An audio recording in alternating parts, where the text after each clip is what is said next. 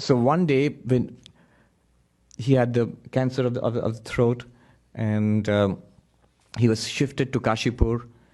So we know the 1st of January 1886, how that became the Kalpataru Day. It's a big religious festival in India now, especially in Calcutta. Millions of people go to these places now.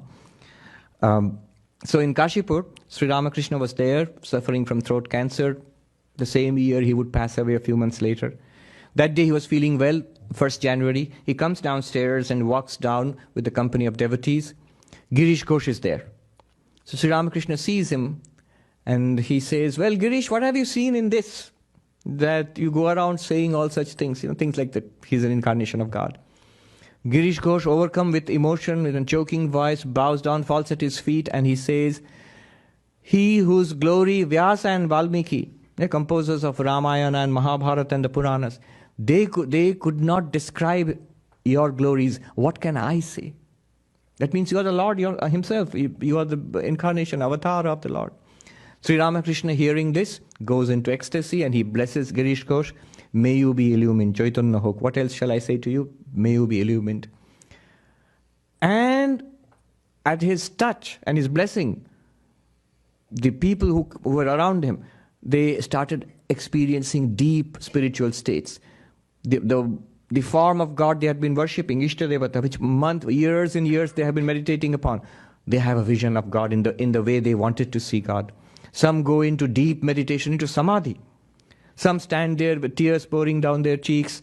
Some dance, some start reciting hymns, some shower him with flowers, and he goes around touching everybody and saying, Chaitanya Ho, be illumined.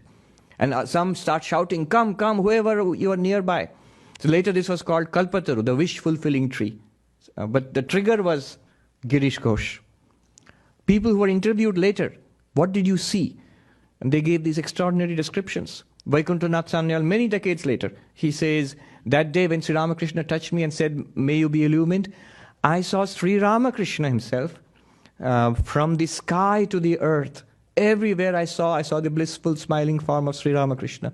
And my heart, as if it would burst with bliss.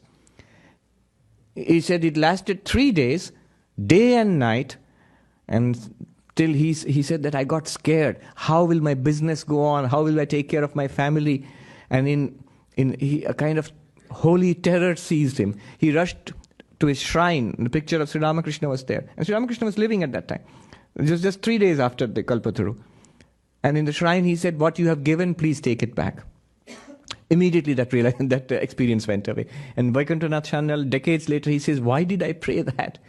Years later, I just got this old life back again. At the worst, what could have happened? I would have gone mad, maybe I would have died. So what? And he says, now I live with the memory of those 3 days. I just recall that and that gives me peace. But this was just his experience. There were many others and they got different experiences. But all divine and very uplifting and completely life-changing.